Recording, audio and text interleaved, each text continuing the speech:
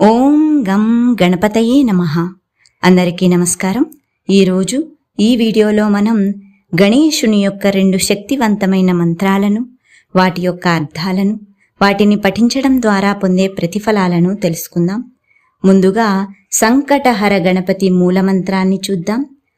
ఓం నమో హేరంభ మదమోదిత మమ సర్వ సంకట నివారయ నివారయ హుం ఫట్ స్వాహ. మరొక్కసారి విందాం. ఓం నమో హేరంభ మదమోదిత మమ సర్వ సంకట నివారయ నివారయ హుం ఫట్ స్వాహ.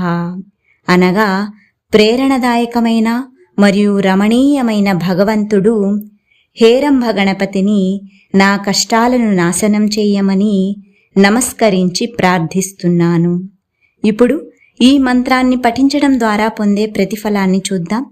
ఈ యొక్క సంకటహరి గణపతి మూల మంత్రాన్ని ప్రతినిత్యం శ్రద్ధాభక్తులతో పఠించడం ద్వారా అన్ని రకాల అడ్డంకులు తొలగి చేపట్టిన పనులలో విజయం లభించును. అన్ని రకాల కార్యములు సత్ఫలితములు పొందును. తరువాత మంత్రం వల్లభ గణపతి ధ్యానం.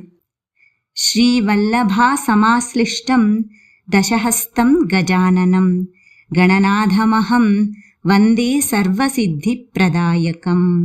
మరొక్కసారి విందాం. శ్రీవల్లభా సమాశ్లిష్టం దశహస్తం గజాననం గణనాథమహం వందే సర్వసిద్ధి ప్రదాయకం. అనగా గజముఖము 10 హస్తములు కలిగిన శ్రీ వల్లభ గణపతి సర్వసిద్ధులను ప్రసాదించమని నీకు నమస్కరిస్తున్నాను. ఇప్పుడు ఈ మంత్రాన్ని పఠించడం ద్వారా పొందే ప్రతిఫలాన్ని చూద్దాం. ఈ మంత్రాన్ని ప్రతినిత్యం పూజా సమయంలో పఠించడం ద్వారా చేపట్టిన పనులలో అన్ని అడ్డంకులు తొలగి సకల కోరికలు సిద్ధించును.